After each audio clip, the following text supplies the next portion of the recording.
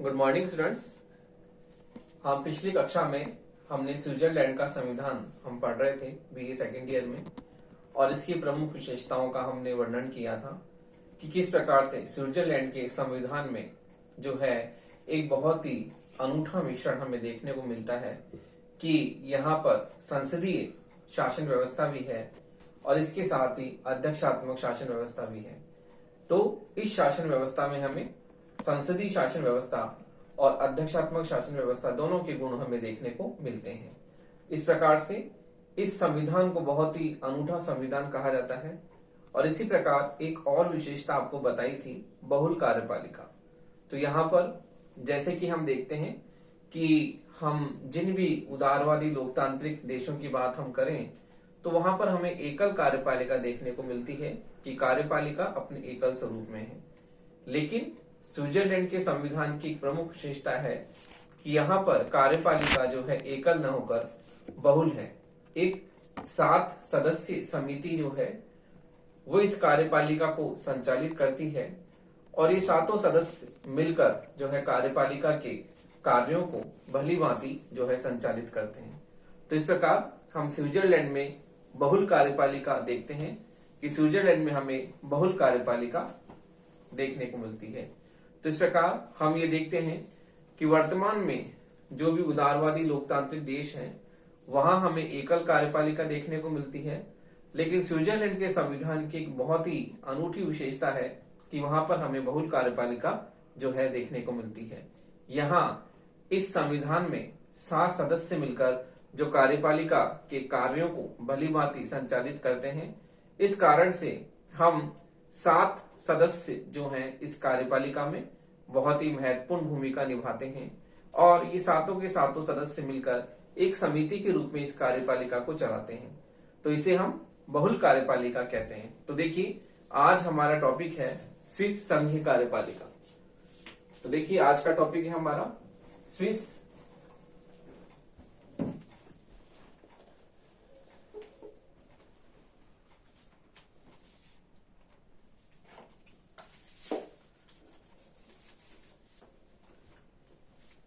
Swiss संघीय कार्यपालिका।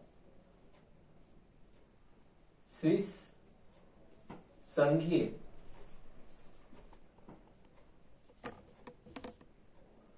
संघीय कार्यपालिका।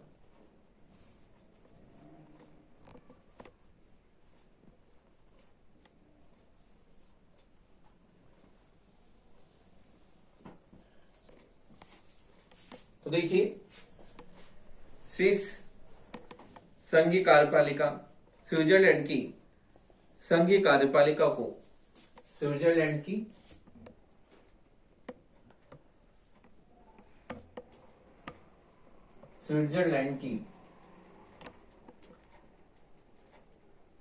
संघीय कार्यपालिका को स्विट्जरलैंड की संघीय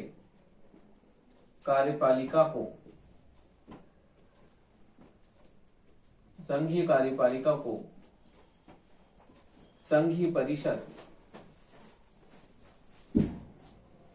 संघीय परिषद कहा जाता है। संघीय परिषद कहा जाता है। स्विट्जरलैंड की संघीय कार्यपालिका को संघीय परिषद कहा जाता है। यह 7 सदस्यों के समूह से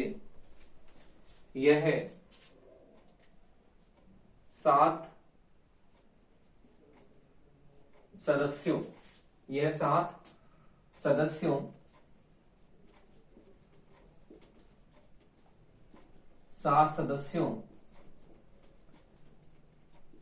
के समूह से बनी 7 सदस्यों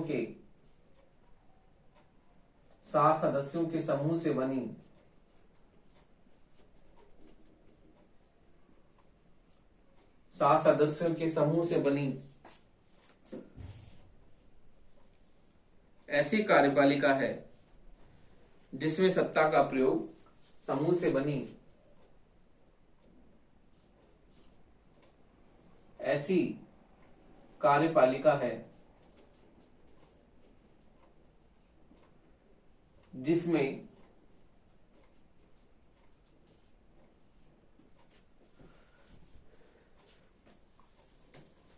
जिसमें शासन शक्ति का प्रयोग जिसमें शासन शक्ति का प्रयोग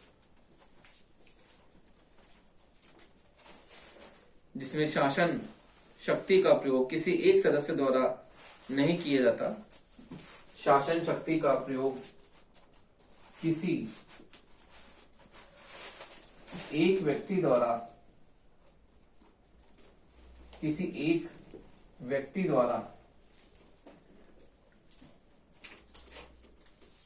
व्यक्ति द्वारा नहीं किया जाता अपितु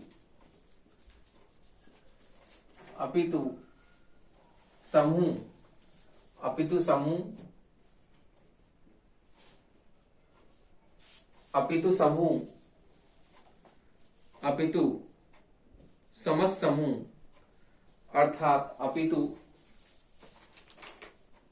समस्त समूह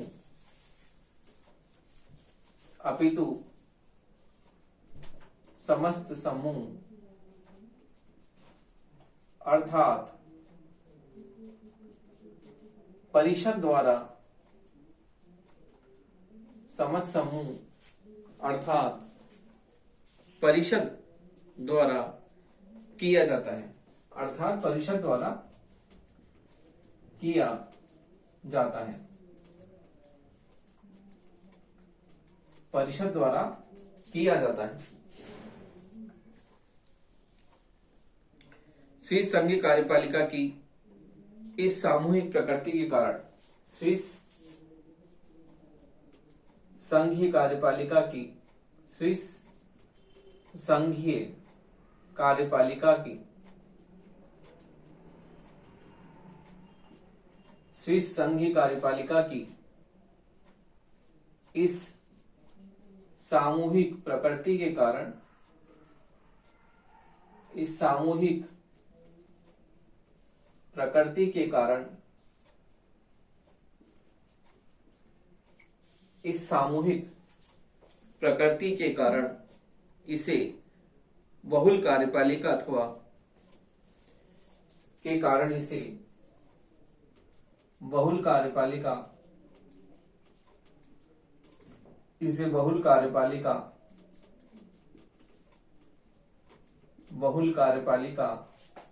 अथवा मंडलात्मक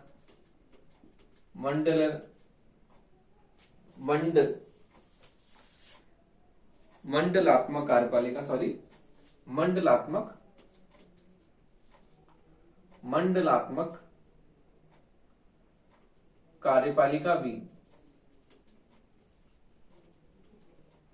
मंडलात्मक कार्यपालिका भी कहा जाता है। मंडलात्मक कार्यपालिका भी कहा जाता है। मंडलात्मक कार्यपालिका भी कहा जाता है। तो देखिए, स्विस संविधान के अनुच्छेद 95 के अनुसार स्विस संविधान के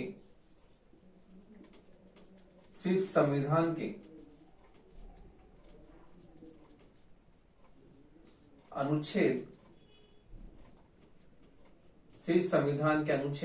95 के अनुसार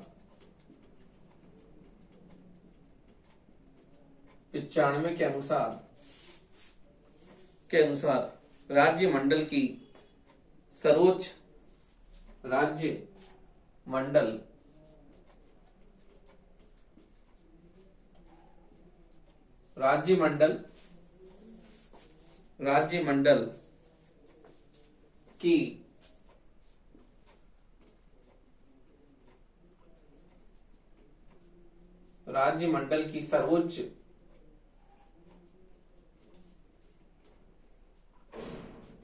राज्य मंडल की सर्वोच्च निर्देशन राज्य मंडल की सर्वोच्च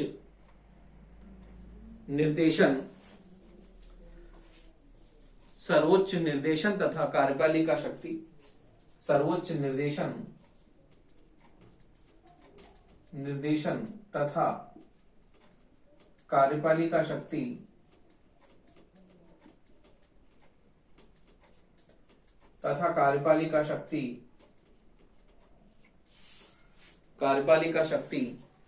सात सदस्यों की कार्यपालिका शक्ति, सात सदस्यों की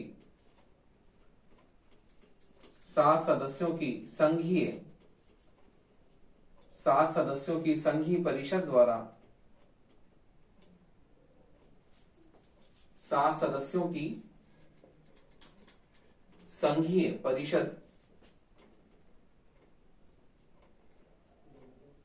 परिषद द्वारा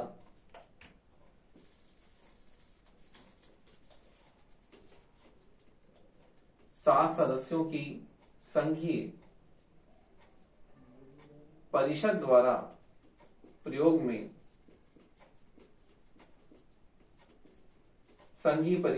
प्रयोग में, लाई, सात सदस्यों की संघीय परिषद द्वारा प्रयोग में लाई जाती है। तो देखिए, स्विस संघीय कार्यपालिका की जो अनूठी विशेषता है कि यहाँ पर बहुल कार्यपालिका पाई जाती है, कि यहाँ पर कार्यपालिका शक्ति, जहां हम देखते हैं कि वर्तमान में जो भी उदारवादी लोकतांत्रिक देश हैं उनमें हमें एकल कार्यपालिका देखने को मिलती है, कि वहां एकल कार्यपालिका हमें जो है भली भांति शासन संचालन करती हुई दिखाई देती है, जबकि स्विस संघ में हमें एक अनूठी जो है कार्यपालिका वहां देखने को मिलती है, कि वहां पर कार्यपालिका शक्ति, जैसे कि बताया कि शासन शक्ति का प्रयोग किसी एक व्यक्ति द्वारा न होकर अपितु समूह अथवा परिषद द्वारा वहां पर इस शासन शक्ति का प्रयोग, राज सत्ता का प्रयोग उस समूह द्वारा किया जाता है। तो हम देखते हैं कि हम और भी देशों के संविधानों में, जो भी अन्य देश हैं, वहां संविधानों में हमें ये विशेषता नहीं देखने को मिलती। ये बिल्कुल हमें एक अलग तरह की विशेषता स्विट्जरलैंड के संविधान में देखने को मिलती है, कि स्विट्जरलैंड में बहुल कार्यपालिका है और यहाँ पर शासन शक्ति का प्रयोग, कार्यपालिका की शक्ति का प्रयोग एक व्यक्ति द्वारा न होकर जो एक समूह अथवा संस्था अथवा परिषद के द्वारा किया जाता है। तो इस प्रकार हम देखते हैं कि स्विस संघीय कार्यपालिका इस सामूहिक प्रकृति के कारण इसे बहुल कार्यपालिका अथवा मंडलात्मक कार्यपालिका भी इसे कहते हैं। स्विस संविधान के अनुच्छेद 95 के अनुसार राज्य मंडल अर्थात स्विस संघ की सर्वोच्च निर्देशन तथा कार्यपालिका शक्ति 7 सदस्यों की संघीय परिषद द्वारा प्रयोग में लाई जाती है। तो इस प्रकार से स्विट्जरलैंड के संविधान के अनुच्छेद 95 में ये स्पष्ट रूप से वर्णित है कि वहां पर जो है कार्यपालिका शक्ति जो है 7 सदस्यों की एक संघीय परिषद द्वारा प्रयोग में लाई जाती है। तो आपको समझ में आया होगा बहुल कार्यपालिका किसे कहते हैं, और ये प्रश्न प्रतियोगी परीक्षाओं में भी आता है कि बहुल कार्यपालिका किस देश में पाई जाती है। तो इसका उत्तर है स्विट्जरलैंड। स्विट्जरलैंड में बहुल कार्यपालिका पाई जाती है क्योंकि यहाँ पर कार्यपालिका की शक्ति एक व्यक्ति में न होकर समूह अथवा संस्था अथवा परिषद में निहित होती है, और ये समूह, संस्था और परिषद ही कार्यपालिका शक्तियों का प्रयोग सामूहिक रूप से करती हैं। इसलिए स्विट्जरलैंड की संघीय कार्यपालिका को हम बहुल कार्यपालिका कहते हैं। तो देखिए, इस प्रकार से स्विट्जरलैंड में बहुल कार्यपालिका जो एक ऐसी विशेषता है जो कि वहां के संविधान को अन्य देशों से बिल्कुल अलग जो है उसको करती है। तो देखिए, इस प्रकार से स्विट्जरलैंड के संविधान में हम संघीय कार्यपालिका जो है वहां पर बहुल कार्यपालिका के रूप में हमें देखने को मिलती है। तो देखिए, इस प्रकार से हम देखते हैं कि स्विट्जरलैंड का संविधान जो है बहुत ही अनूठा संविधान है, और वहां बहुल कार्यपालिका जो है हम एक उसमें देखते हैं किस रूप में वहां पर बहुल कार्यपालिका हमें दिखाई देती है। तो देखिए, स्विट्जरलैंड में जो है हम देखते हैं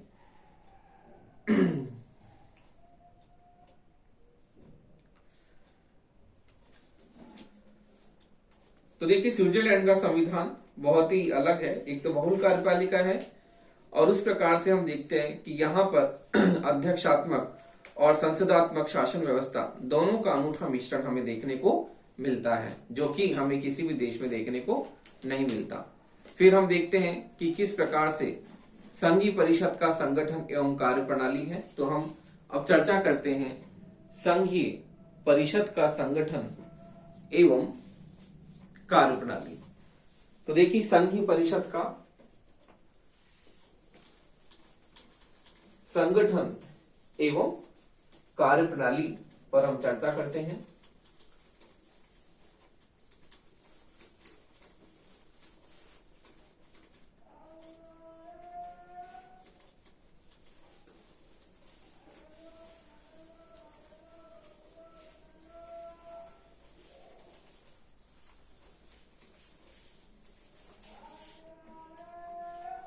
तो देखिए, संघीय परिषद का संगठन, संघीय परिषद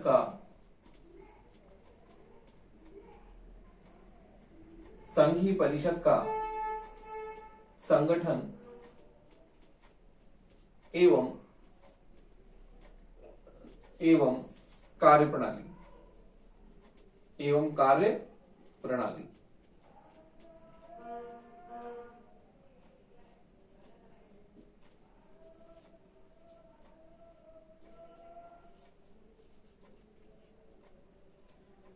संघीय परिषद का संगठन एवं कार्य प्रणाली।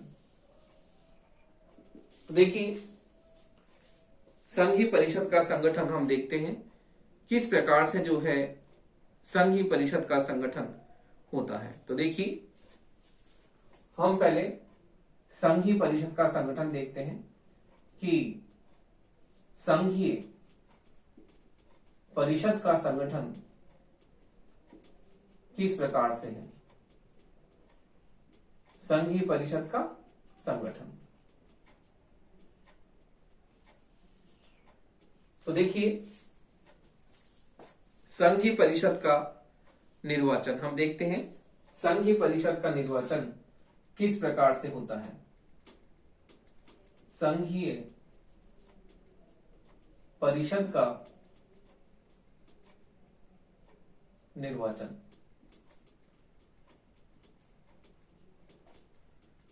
संघीय परिषद का निर्वाचन। तो देखिए, संघीय परिषद का निर्वाचन जो है, संघीय परिषद की रचना 7 सदस्यों से होती है। संघीय परिषद की रचना संघीय परिषद की रचना 7 सदस्यों से होती है,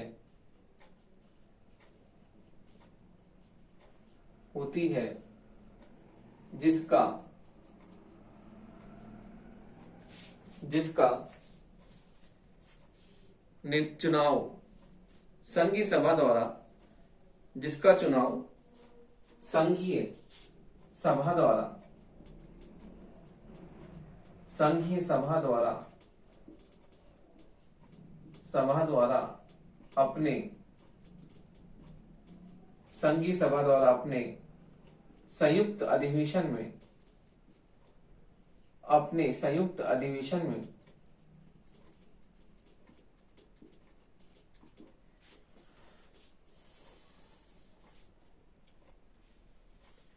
जिसका निर्वाचन, यह निर्वाचन है, जिसका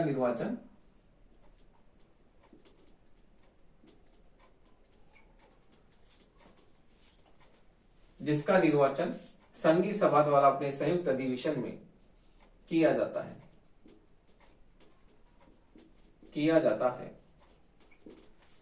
जिसका की जगह जिनका होना चाहिए,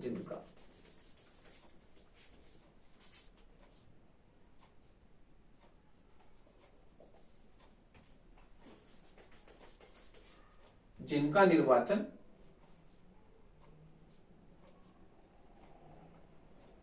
निर्वाचन संघीय सभा द्वारा अपने संयुक्त अधिवेशन में किया जाता है। तो देखिए, संघीय परिषद की रचना 7 सदस्य से होती है, जिसका निर्वाचन संघीय सभा अपने संयुक्त अधिवेशन में करती है। तो देखिए, संघीय परिषद जो है 7 सदस्यों का चुनाव किस प्रकार अपने संयुक्त अधिवेशन में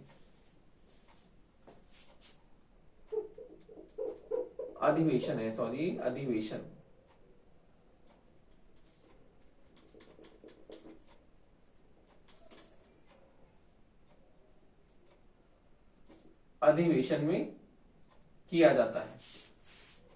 तो देखिए, अपने संयुक्त अधिवेशन में संघीय परिषद अपने 7 सदस्यों का निर्वाचन करती है और इस निर्वाचन में जो है सदस्य किस प्रकार से जो है योग्यताएं रखते हैं, तो वो योग्यताएं उनके पास में होना चाहिए, तभी जो है संघीय सभा उन सदस्यों को निर्वाचित करती है। अगला है संघीय परिषद का कार्यकाल। तो देखिए, अगला पॉइंट है संघीय परिषद का कार्यकाल।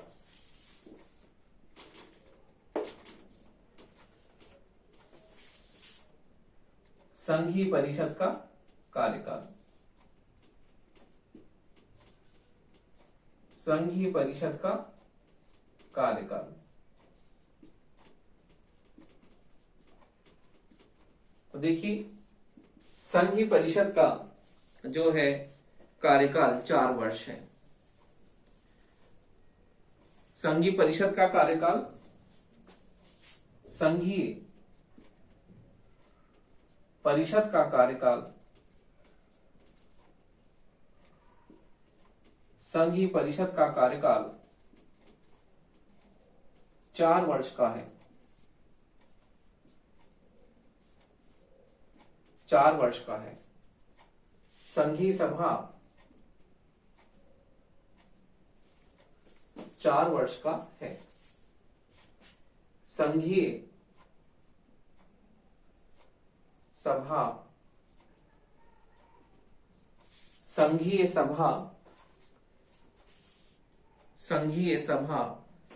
संघीय परिषद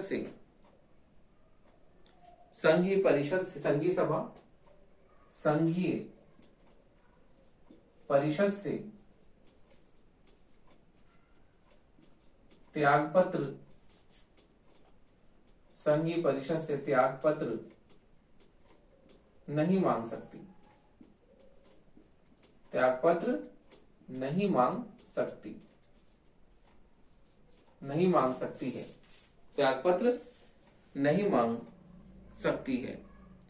इस तरह संघीय परिषद का कार्यकाल स्थायी है। इस तरह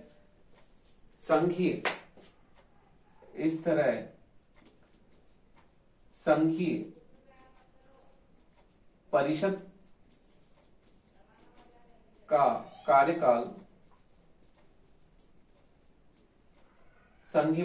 कार्यकाल स्थायी है। यदि संघीय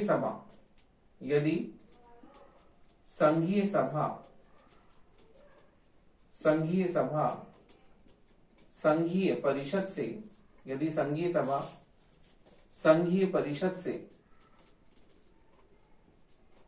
पहले ही भंग हो जाए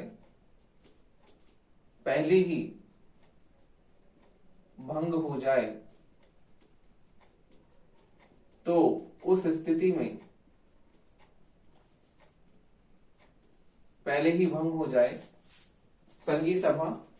संघीय परिषद से पहले ही भंग हो जाए तो उस स्थिति में संघीय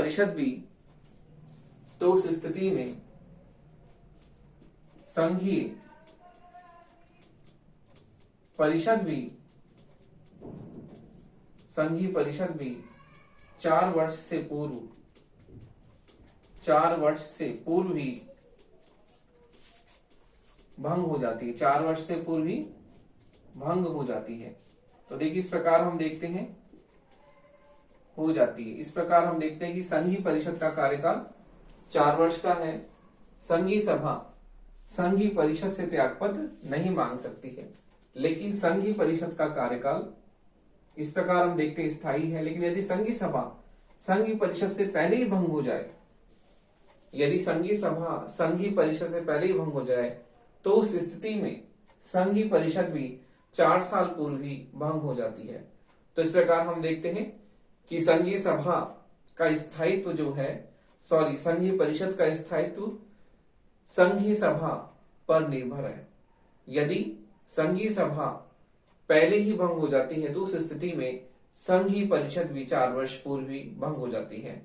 तो इस स्थिति में हम देखते हैं कि संघीय सभा जो है, संघीय सभा पर ही संघीय परिषद का स्थायित्व बना हुआ है। तो इस प्रकार संघीय परिषद का कार्यकाल 4 वर्ष का है, लेकिन इससे पहले भी जो है इसको भंग किया जा सकता है। अगला है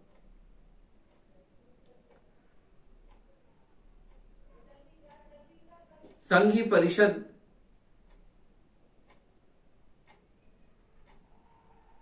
की योग्यताएं। देखिए सदस्यों की योग्यताएं, देखिए सदस्यों की योग्यताएं हम देखते हैं कि सदस्यों की योग्यताएं क्या है। तो देखिए सदस्यों की योग्यताएं हम देखते हैं,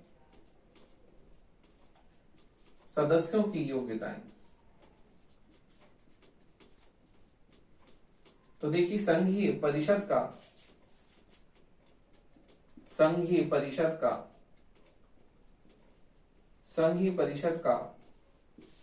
सदस्य बनने के लिए, संघीय परिषद का सदस्य बनने के लिए यह आवश्यक है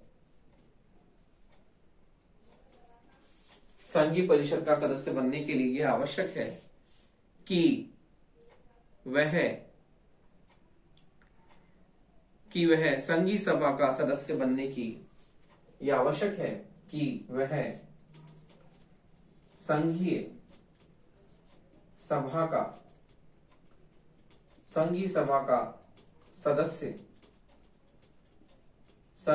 का सदस्य बनने की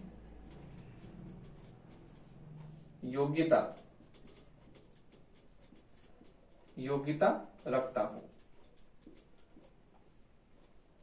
तो देखिए संघीय परिषद का सदस्य बनने के लिए आवश्यक है कि वह संघीय सभा का सदस्य बनने की योग्यता रखता हो। तो इस प्रकार संघीय सभा के सदस्यों की योग्यता हमने देखी। अगला है संघीय परिषद के अध्यक्ष तथा उपाध्यक्ष। तो देखिए संघीय परिषद के अध्यक्ष तथा उपाध्यक्ष हम देखते हैं कि संघीय परिषद के अध्यक्ष तथा उपाध्यक्ष। तो देखिए संघीय परिषद